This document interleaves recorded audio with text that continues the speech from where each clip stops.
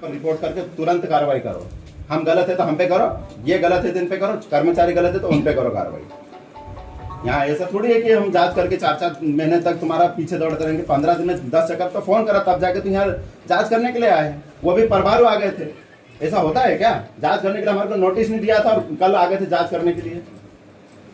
अनपढ़ समझ के रखा है क्या? जनप्रतिनिधि है, इतने लोगों ने मेरे पे विश्वास करके वोट देके जिता है। उनका जिम्मेदारी है, उनकी अगर मुसीबत में मैं खड़ा रहूंगा तो मेरे को उन्होंने विश्वास के साथ वोट दिया है और मैं उनका काम करूंगा। और मैं आपसे कोई लीगल काम करवा रहा हूँ, इनलीगल काम नहीं करवा रहा हूँ। लेकिन आपका तरीका इनलीगल है। पर ये इनलीगल इसलिए आ रही है ये सब बातें तुमको बोलने की इसलिए जरूरत है कि कल आपने यहाँ कौन आया था जांच करने के लिए? कौन आप आए थे कल? हमको नोटिस दिया था, जांच हो रही थी तो हमने यहाँ पर सील जो लगी हुई है, बिना नोटिस के आप खोल लेते इसको, तो जांच करने आ गए थे। या फिर हमको क्या समझ के रखा है कि हम सिर्फ रोड पे बैठे हैं, आप बुलाएंगे और हम फट से आ जाएंगे? हमारे कोई काम नहीं है क्या? आप जांच करने आए थे तो कल हमको नोटिस क्यों नहीं दिया? उसको पहले खबर क्यों नहीं की? ये इनलीगल है कि लीगल है? ये बताओ पहले मेरे को। ये इनलीगल है कि लीगल? कौन आया था? कौन आया था? पूछा आपके कर्मचारी कौन आया था? मैं आया था। कल जांच करने थोड़ी ना आए थे। अरे क्या? अरे सर आप पूछो क्या करने आए थे? आपका आने था, पर मैं आया था, मैंने बिल्कुल रिकॉर्ड किया इसकी। आपने क्या बोला था? जांच करने की बात थी। आपने क्या बोला था? मेरे पास रिकॉर्डिंग है। आपने ये बोला था कि आ जाओ कि ये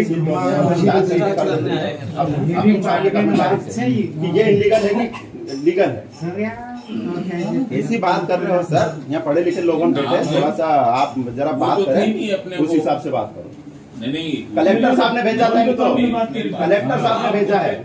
मेरे को ये बात बोल रहे हैं। उसमें ये था कि कोई के नाम का उल्लेख जांच के उसमें नहीं है। बताओ उसमें नाम का उल्लेख हो तो। कंपनी से उस साल जो भी उसका नियम अनुसार उनने बीमा पास करा, तो ये सब पैसा नहीं आता है, पैसा कागज में आता है।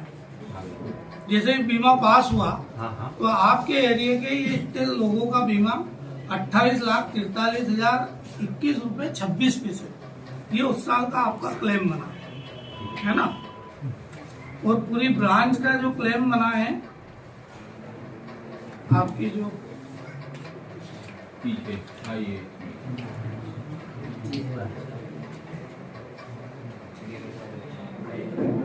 1,88,00,000 का बना है।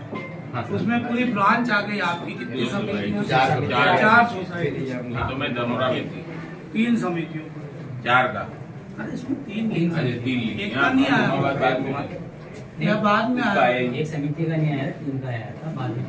हाँ, बाद में वो तो वहाँ थ्रेड पॉइंट देखते हैं, सब कैलकुलेशन करते हैं। अब वो राशि कहाँ ट्रांसफर हुई? बैंक में। बैंक ने वो राशि कहाँ ट्रांसफर करी? ब्रांच में। ब्रांच ने वो राशि कहाँ ट्रांसफर करी? समिति में। समिति में उसकी कैश बुक लिखा गई। बैंक ने अपने कर्ज खाते जमा कर लिया और सदस्यों का जो बीमा था वो यहाँ समिति में दे दिया कि आप अपने सदस्यों के खाते में जमा कर। बैंक ने इनके ऋण खाते में जमा कर ली। अब इस प्रोसेस में लास्ट स्टेज जब समिति में पैसा आया, उसके बाद हमारे खाते धारकों को, जो किसान है उनके खाते में पैसा नहीं आया, कागज में भी नहीं आया। नगद कोई बात नहीं, पर कागज में भी नहीं आया। उसी की कागज की लड़ाई लड़ रहे हैं। अब उसमें कैसा करेंगे कि जब बैंक के खाते में 28,32,000 कुछ आप जो बता रहे हैं वो पैसा आ गया, वो 6 साल से इनके पास में था। नहीं, इनके पास पैसा संस्था के ऋण में जमा हुआ है। संस्था के ऋण में जमा हो गया। संस्था के ऋण में जमा हो गया, लेकिन वो पैसा आया किसके लिए?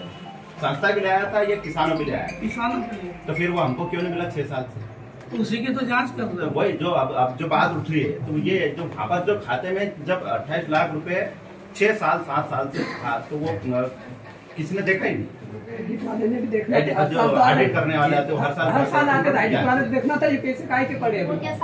तो क्या मतलब उन लोगों को मिलना था, किसान को ये जो पैसे मतलब नहीं, नगद नहीं देना था, नगद नहीं देना था, उनके कर्ज खाते कर्ज में कटना था। और जिसके पैसे जमा नहीं करना था तो वो पैसे कहाँ से कटेंगे? वो तो वैसे ही पड़े रहेंगे ना। अब उसमें एक बात हो रही है सामने कि ये तो हमारा बैंक जो हुआ था इधर से हुआ था, ये जो